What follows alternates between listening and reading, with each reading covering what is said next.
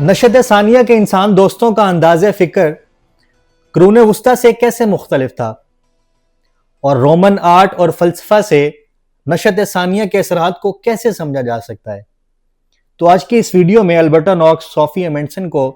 یہ بتاتا ہے کہ آج میں تمہیں رینیسانس کے بعد جو چند نئے خیالات ہیں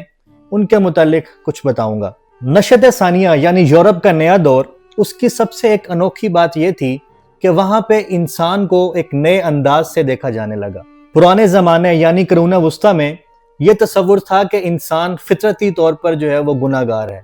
لیکن نشت ثانیہ کے دور میں یہ جانے لگا کہ انسان بہت ہی زیادہ قابل قدر اور قابل احترام ہے، کیونکہ نشت ثانیہ کے ایک اہم فلسفی مارسیلینیو فیسینو نے اس بات پر زور دیا کہ افلاطون کا جو نظریہ ہے وہ عیسائیت سے بہت زیادہ مطابقت رکھتا ہے۔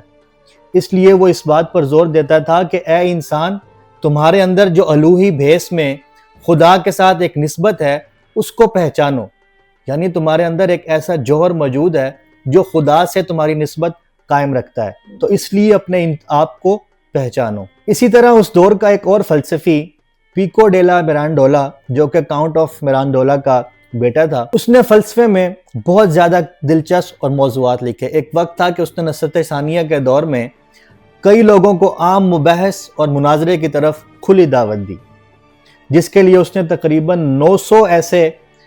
موضوعات پہ لکھا، جس کو اکثر بعد میں جو ہے بدعت قرار دیا گیا، اور اس کو اس بدعت قرار دینے کی وجہ سے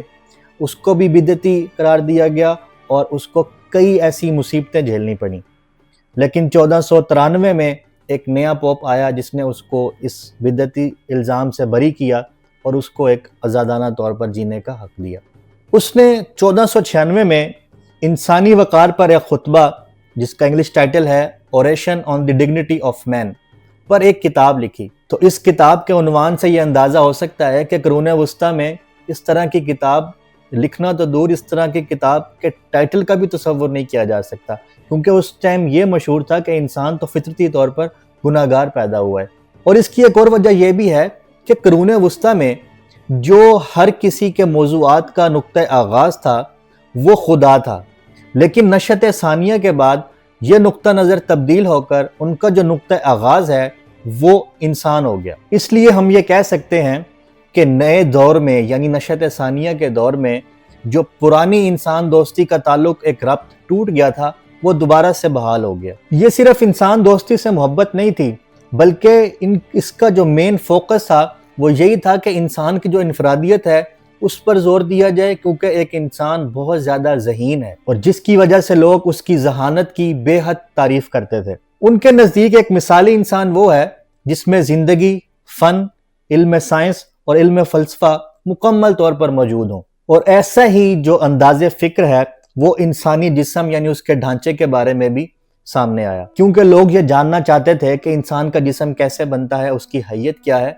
تو اس بات کی وجہ سے جو انسانی باڈی ہے اس کی دوبارہ سے چیڑ پھاڑ شروع ہوئی اور لوگ جسم کے ڈھانچے کے بارے میں دوبارہ سے تحقیق کرنا شروع ہوئے، جیسے کہ قدیم دور میں کبھی ہوا کرتی تھی، کیونکہ یہ کام میڈیکل سائنس اور آرٹ دونوں کے لیے ضروری تھا۔ یہی وجہ ہے کہ اب انسان میں یہ ہمت آ گئی تھی کہ وہ جیسا ہے اپنے آپ کو ویسا ہی ظاہر کر سکے اور اپنے آپ کو ویسا ہی بتا سکے۔ اس کے علاوہ نشت ثانیہ کی سب سے انوکھی بات یہ تھی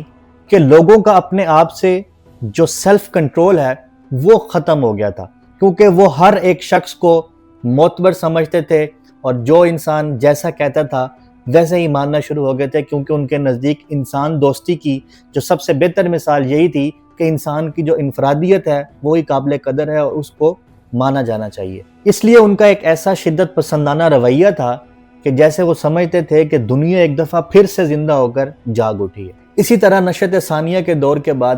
زندگی کے ہر میدان میں تقریباً ترقی ہونا شروع ہوئی، اس کی نئی نئی جہتیں جو ہیں وہ سامنے آنے لگیں، پھر وہ چاہے علم فلسفہ ہو، فنون لطیفہ ہو، ادب ہو، تعمیر و فن ہو یا علم فلسفہ ہو۔ اور اس دور میں جو ترقی ہوئی وہ اس سے پہلے کبھی نہیں دیکھی گئی، حالانکہ اس وقت جو روم کا شہر تھا وہ تہذیب و ثقافت کا ایک منبع، ایک مرکز تصور کیا جاتا تھا، لیکن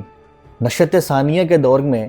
اس کی ایسی تباہی ہوئی کہ 1417 میں وہاں پہ صرف 17,000 لوگ ہی رہ چکے تھے، جبکہ یہ شہر صنعت تجارت، علم فن، فنون لطیفہ، علم سائنس، علم فلسفہ کا ایک مرکز ہوا کرتا تھا۔ تو دوستو یہاں سے یہ سوال پیدا ہوتے ہیں کہ نشأۃ ثانیہ کے دور میں لوگوں نے انسان اور خدا کے تعلق کو کس زاویے سے دیکھا؟ نشأۃ ثانیہ کے دور میں آرٹ اور فلسفہ نے مل کر